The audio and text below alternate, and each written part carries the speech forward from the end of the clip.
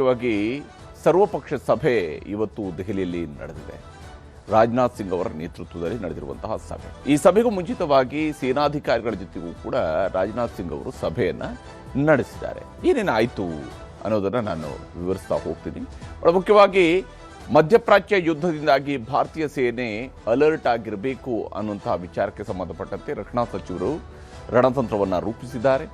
ಮಧ್ಯಪ್ರಾಚ್ಯ ಯುದ್ಧದಿಂದಾಗಿ ಯುದ್ಧದ ಕಾರಣಕ್ಕಾಗಿ ಮೂರು ಸೇನಾಪಡೆಗಳೊಂದಿಗೆ ರಕ್ಷಣಾ ಸಚಿವರು ಸಭೆಯನ್ನು ನಡೆಸಿದ್ದಾರೆ. CDS ಹಾಗೆಯೇ ಮೂರು ಸೇನೆಗಳ ಮುಖ್ಯಸ್ಥರು ಕೂಡ ಈ ಒಂದು ಸಭೆಯಲ್ಲಿ ಭಾಗಿಯಾಗಿದ್ದರು. ಮೊನ್ನೆ, ನಿನ್ನೆ ಮತ್ತು ಇವತ್ತು 3 ದಿವಸಗಳಿಂದಲೂ ಕೂಡ ಈ ಸಭೆಗಳನ್ನು ನಡೆಸ್ತಾ ಇದ್ದಾರೆ. ಸೇನಾಪಡೆಗಳ ಸನ್ನದ್ಧತೆಯ ಬಗ್ಗೆಯೂ ಕೂಡ ಪರಿಶೀಲನೆಯನ್ನು ನಡೆಸ್ತಾ ಇದ್ದಾರೆ. ಎಲ್ಲ ಸೇನೆಗೆ ಸಂಬಂಧಪಟ್ಟಂತಹ ಎಲ್ಲ ಇನ್ಪುಟ್ಸ್ಗಳನ್ನು ಕೂಡ ರಕ್ಷಣಾ ಸಚಿವರಾಗಿ ರಾಜನಾಥ್ ಸಿಂಗ್ ಅವರು ಪಡ್ಕೊಳ್ತಾ ಇದ್ದಾರೆ. ದೇಶದ ಭದ್ರತೆಗೆ ಧಕ್ಕೆಯಾಗುವ ಸಂಭಾವ್ಯ ಕೃತ್ಯಗಳ ಬಗ್ಗೆಯೂ ಕೂಡ ಪರಾಮರ್ಶೆಯನ್ನು ಮಾಡ್ತಾ ಇದ್ದಾರೆ. ಆ ಮೂಲಕ ದೇಶದ ಭದ್ರತೆಗೆ ಪ್ರಥಮ ಪ್ರಾಧಾನ್ಯತೆಯನ್ನು ಕೊಡಬೇಕು. ಪಾಶ್ಚಿಮಾತ್ಯ ರಾಷ್ಟ್ರಗಳ ಆಕ್ರಮಣ ಅಥವಾ ದಾಳಿ ಎದುರಿಸುವುದಕ್ಕೆ ಯಾವುದೇ ರೀತಿಯಾದಂತಹ ಸನ್ನಿವೇಶಗಳು ಸಂದರ್ಭ ಬಂದಾಗಲೂ ಕೂಡ ಅದನ್ನು ಎದುರಿಸುವುದಕ್ಕೆ ಬೇಕಾಗಿ ಭಾರತೀಯ ಸೇನೆ ಸರ್ವಸನ್ನದ್ಧವಾಗಿರಬೇಕು ಅನ್ನುವಂತಹ ನಿಟ್ಟಲ್ಲೂ ಕೂಡ ಚರ್ಚೆಯನ್ನು ನಡೆಸಲಾಗಿದೆ. ಗಡಿ ಭದ್ರತಾ ಪಡೆಗಳಿಗೂ ಕೂಡ ವಿಶೇಷ ಸೂಚನೆಯನ್ನು ರಕ್ಷಣಾ ಸಚಿವರು ಕೊಟ್ಟಿದ್ದಾರೆ. ಗಡಿಯಲ್ಲೂ ಕೂಡ ಯಾಕಂದರೆ ಅಲ್ಲಿ ಯುದ್ಧ ನಡೀತಾ ಇರುವಂತಹ ಸಂದರ್ಭದಲ್ಲಿ ಇಲ್ಲಿ ಉಗ್ರ ಚಟುವಟಿಕೆಗಳಾಗಲಿ ಬೇರೆ ಯಾವುದೇ ರೀತಿಯಂತಹ ಚಟುವಟಿಕೆಗಳಿಗಾಗಲಿ ಅವಕಾಶಗಳು ಸಿಗಬಾರದು ಅನ್ನುವಂತಹ ನಿಟ್ಟಿನಲ್ಲಿ ಗಡಿ ಭದ್ರತಾ ಪಡೆಗಳಿಗೂ ಕೂಡ ವಿಶೇಷ ಸೂಚನೆಗಳನ್ನು ರಕ್ಷಣಾ ಸಚಿವರು ನೀಡಿದ್ದಾರೆ. ಇದಾದ ನಂತರ ಇವತ್ತು ಸರ್ವಪಕ್ಷಗಳ ಸಭೆಯನ್ನು ಕರೆದಿದ್ದಾರೆ. ಯುದ್ಧದ ಬಿಕ್ಕಟ್ಟು, ಆತಂಕಗಳನ್ನು ಎದುರಿಸುವುದಕ್ಕೆ ಕೇಂದ್ರ ಸರ್ಕಾರ ಸನ್ನದ್ಧವಾಗಿದೆ ಅನ್ನುವಂಥದ್ದನ್ನು ಈ ಸಭೆಯಲ್ಲಿ ಚರ್ಚಿಸಲಾಗಿದೆ. ಮತ್ತು ವಿಶೇಷವಾಗಿ ಸರ್ವಪಕ್ಷ ಸಭೆ ಕರೆದು ಚರ್ಚೆಯನ್ನು ಹಿರಿಯ ಸಚಿವರುಗಳು ಮಾಡ್ತಾ ಇದ್ದಾರೆ. ಈ ಒಂದು ಸಭೆಯ ನೇತೃತ್ವವನ್ನು ರಾಜನಾಥ್ ಸಿಂಗ್ ಅವರು ವಹಿಸಿದ್ದಾರೆ. ಹಿರಿಯ ಸಚಿವರು, ಸರ್ಕಾರದ ಹಿರಿಯ ಸಚಿವರು, ರಕ್ಷಣಾ ಸಚಿವರಾಗಿರುವಂತಹ ರಾಜನಾಥ್ ಸಿಂಗ್ ಅವರು ಈ ಒಂದು ಸಭೆಯ ನೇತೃತ್ವವನ್ನು ವಹಿಸಿದ್ದಾರೆ. ಸರ್ವಪಕ್ಷ ಸಭೆ ಯುದ್ಧದ ವಿಚಾರದಲ್ಲಿ ಕೇಂದ್ರ ಕೈಗೊಳ್ಳುವ ಕ್ರಮ ಹಾಗೂ ನಿರ್ಧಾರಗಳನ್ನು ಮನವರಿಕೆ ಮಾಡಿಕೊಡುವಂತಹ ಕೆಲಸವನ್ನು ರಕ್ಷಣಾ ಸಚಿವರು ಹಾಗೆಯೇ ವಿದೇಶಾಂಗ ವ್ಯವಹಾರಗಳ ಸಚಿವರು ಕೂಡ ಮಾಡ್ತಾ ಇದ್ದಾರೆ. ಯುದ್ಧದ ವಿಚಾರದಲ್ಲಿ ಕೇಂದ್ರ ಸರ್ಕಾರ ಕೈಗೊಳ್ಳುವಂಥ ಕ್ರಮ ಮತ್ತು ನಿರ್ಧಾರಗಳ ಬಗ್ಗೆ ಮನವರಿಕೆಯನ್ನು ಮಾಡಿಕೊಡಲಾಗ್ತಾ ಇದೆ. ವಿಶೇಷವಾಗಿ ಈವರೆಗಿನ ನಿರ್ಧಾರಗಳು ಅಂದರೆ ಯುದ್ಧ ಶುರುವಾದಲ್ಲಿಂದ ಇಲ್ಲಿವರೆಗೆ ಭಾರತ ಸರ್ಕಾರ ಯಾವ್ಯಾವ ರೀತಿಯಂಥ ನಿರ್ಧಾರಗಳನ್ನು ಕೈಗೊಂಡಿದೆ, ಹಾಗೆಯೇ ಭವಿಷ್ಯದ ಮುಂಜಾಗ್ರತೆಗಳ ಬಗ್ಗೆ ಪ್ರತಿಪಕ್ಷಗಳಿಗೆ ಸರ್ಕಾರ ತೆಗೆದುಕೊಂಡಿರುವಂತಹ ಕ್ರಮಗಳು ಮತ್ತು ಕೈಗೊಳ್ಳಬಹುದಾಗಿರ್ತಕ್ಕಂತಹ ಕ್ರಮಗಳ ಬಗ್ಗೆ ಮನವರಿಕೆ ಮಾಡಿಕೊಡುವಂಥ ಮತ್ತು ಅವರನ್ನು ವಿಶ್ವಾಸಕ್ಕೆ ತೆಗೆದುಕೊಂಡು ಭಾರತ ಒಗ್ಗಟ್ಟಾಗಿ ಈ ಪರಿಸ್ಥಿತಿಯನ್ನು ಎದುರಿಸಬೇಕು ಅನ್ನುವಂತಹ ನಿಟ್ಟಿನಲ್ಲಿ ಸರ್ವಪಕ್ಷ ಸಭೆಯನ್ನು ಕರೆಯಲಾಗಿದೆ.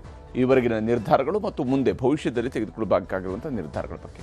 ಇನ್ನು ತೈಲದ ಅಭಾವ ಇಲ್ಲ, ಆತಂಕ ಬೇಡ ಅನ್ನುವಂಥದ್ದನ್ನು ಕೂಡ ಸರ್ವಪಕ್ಷ ಸಭೆಯಲ್ಲಿ ಮನವರಿಕೆ ಮಾಡಿಕೊಡುವಂತಹ ಪ್ರಯತ್ನ ನಡೀತು. ದೇಶದ ಹಲವು ಭಾಗಗಳಲ್ಲಿ ಗ್ಯಾಸ್, ಪೆಟ್ರೋಲ್, ಡೀಸೆಲ್ಗೆ ಪರದಾಟ ಮುಂದುವರಿತಾ ಇರುವಂಥದ್ದು, ಆತಂಕ ಇದ್ದೇ ಇದೆ. ಜನರು ಕೂಡ ದೊಡ್ಡ ಪ್ರಮಾಣದಲ್ಲಿ ಗ್ಯಾಸ್ ಬುಕ್ಕಿಂಗ್ ಮಾಡ್ತಾ ಇರುವಂಥದ್ದು ಅಥವಾ ಪೆಟ್ರೋಲ್ ಡೀಸೆಲ್ಗಳನ್ನು ತುಂಬಿಸ್ತಾ ಇರುವಂಥದ್ದನ್ನು ನೋಡ್ತಾ ಇದ್ವಿ. ಈ ಪರದಾಟವೂ ಕೂಡ ನಡೀತಾ ಇದೆ. ಇದೇ ಕಾರಣಕ್ಕಾಗಿ ಪೆಟ್ರೋಲ್ ಡೀಸೆಲ್ಗೂ ಮುಗಿಬಿದ್ದಿರುವಂತಹ ಜನರು ಈ ಒಂದು ವಿಚಾರವನ್ನು ಮುಂದಿಟ್ಟುಕೊಂಡೇ ಗೊಂದಲ, ಆತಂಕಗಳು ಬೇಡ ಅಂತ ಪೆಟ್ರೋಲಿಯಂ ಇಲಾಖೆ ಕೂಡ ಈ ಒಂದು ಸರ್ವಪಕ್ಷಗಳ ಸಭೆಯಲ್ಲಿ ಸಲಹೆಯನ್ನು ನೀಡಿದೆ. ವಿಶೇಷವಾಗಿ ಗೃಹ ಬಳಕೆ PNG, ಆಟೋ, ಕಾರುಗಳ CNG ಪೂರ್ಣ ಪ್ರಮಾಣದಲ್ಲಿ ಪೂರೈಕೆ ಆಗ್ತಾ ಇದೆ. PNG ಮತ್ತು LPG ಇವೆಲ್ಲರೂ ಕೂಡ ಪೂರ್ಣ ಪ್ರಮಾಣದಲ್ಲಿ ಪೂರೈಕೆಯನ್ನು ಮಾಡೋದ್ರ ಕಡೆಗೆ ಹೊರಟಿದ್ದಾರೆ. ಹೋಟೆಲ್ಗಳಿಗೆ 10% ಹೆಚ್ಚುವರಿ ಗ್ಯಾಸ್ ಸರಬರಾಜು ಮಾಡುವಂತಹ ಪ್ಲಾನನ್ನು ಕೂಡ ರೂಪಿಸಿಕೊಳ್ಳಲಾಗಿದೆ. ಹಾಗಾಗಿ ಕಮರ್ಷಿಯಲ್ ಸಿಲಿಂಡರ್ಗಳಿಗೆ ಯಾವುದೇ ರೀತಿಯಾದಂತಹ ತೊಂದರೆ ಬರಬಾರ್ದು, ಹೋಟೆಲ್ ಉದ್ಯಮಕ್ಕೆ ಯಾವುದೇ ಹೊಡೆತವನ್ನು ಬೀಳಬಾರ್ದು, ದೇಶದ ಒಳಗಡೆ ಉದ್ಯಮಕ್ಕೆ ಹೊಡೆತ ಬೀಳಬಾರ್ದು. ಪೆಟ್ರೋಲ್, ಡೀಸೆಲ್ ದಾಸ್ತಾನು ಸಾಕಷ್ಟಿದೆ. ಹೀಗಾಗಿ ಆತಂಕ ಪಡಬೇಕಾದಂಥ ಅವಶ್ಯಕತೆ ಇಲ್ಲ. ಯಾಕಂದರೆ ಕೆಲವರು ದೇಶದಲ್ಲಿ ದಾಸ್ತಾನು ಇಲ್ವೇನೋ ಅಂತ ತಿಳ್ಕೊಂಡು ತಮ್ಮ ಮನೆಯ ಒಂದು ಟ್ಯಾಂಕ್ಗಳನ್ನು ತೆಗೆದುಕೊಂಡು ಬಂದು ಅದರ ಮೂಲಕವಾಗಿ ಡೀಸೆಲ್ಗಳನ್ನು ತುಂಬಿಸ್ಕೊಂಡು ಹೋಗ್ತಾ ಇರುವಂಥ ನಾವು ನೋಡ್ತಾ ಇದ್ವಿ. ಈ ರೀತಿಯಿಂದ ಬ್ಯಾರಲ್ಗಳನ್ನು ತಂದು ಅದರಲ್ಲಿ ಡೀಸೆಲ್ ತುಂಬಿಸ್ಕೊಂಡು ಹೋಗ್ತಾ ಇರೋದು ನೋಡ್ತಿದ್ವಿ. ಅಂಥದ್ರ ಅವಶ್ಯಕತೆ ಇಲ್ಲ, ಆತಂಕ ಬೇಡ. ಪೆಟ್ರೋಲ್, ಡೀಸೆಲ್ ಬೆಲೆ ಏರಿಕೆಯ ಪ್ರಸ್ತಾಪವೂ ಕೂಡ ಸದ್ಯಕ್ಕೆ ಇಲ್ಲ ಅಂತೇಳಿ ಕೇಂದ್ರ ಸರ್ಕಾರ ಹೇಳಿದೆ. ಪೆಟ್ರೋಲ್, ಡೀಸೆಲ್ನ ದರದ ಏರಿಕೆಯೂ ಕೂಡ ಆಗಲ್ಲ. ಗ್ಯಾಸ್ ಬುಕ್ಕಿಂಗ್ ಮಾಡೋದಕ್ಕೆ ಆನ್ಲೈನಲ್ಲಿ ಯಾವುದೇ ರೀತಿಯಾದಂಥ ಸಮಸ್ಯೆಗಳು ಇಲ್ಲ. ಅಂದರೆ ನೀವು ಗ್ಯಾಸ್ ಬುಕ್ಕಿಂಗನ್ನು ಮಾಡ್ಕೊಳ್ಬೋದು, ಆನ್ಲೈನ್ ಮೂಲಕವಾಗಿಯೇ ಬುಕ್ಕಿಂಗ್ ಮಾಡ್ಕೋಬೋದು. ಆ ಮೂಲಕ ನಿಮಗೆ ನಿಗದಿತ ಸಮಯದಲ್ಲಿ ಗ್ಯಾಸ್ ಬರುತ್ತೆ. ಯಾಕಂದರೆ 2 ಸಿಲಿಂಡರ್ ಇರುವಂತಹ ಗ್ರಾಹಕರು 43 ದಿನಗಳಿಗೊಮ್ಮೆ ಬುಕ್ಕಿಂಗನ್ನು ಮಾಡ್ಬೋದು. ಅಂದರೆ ಆಲ್ಟರ್ನೇಟಿವ್ ಸಿಲಿಂಡರ್ಗಳು ಇರೋದ್ರಿಂದಾಗಿ ಆಲ್ಮೋಸ್ಟ್ 60 ದಿವಸಗಳವರೆಗೆ ಬರುತ್ತೆ. ಹೀಗಾಗಿ 43 ದಿವಸದ ನಂತರ ನೀವು ಬುಕ್ಕಿಂಗನ್ನು ಮಾಡಿಕೊಳ್ಬಹುದು ಅನ್ನುವಂತಹ ಅಂಶವನ್ನು ಕೂಡ ಕೇಂದ್ರ ಸರ್ಕಾರ ಇವತ್ತು ನಡೆದಂಥ ಸರ್ವಪಕ್ಷಗಳ ಸಭೆಯಲ್ಲೂ ಕೂಡ ವಿವರಣೆಯನ್ನು ನೀಡಿರುವಂಥದ್ದು.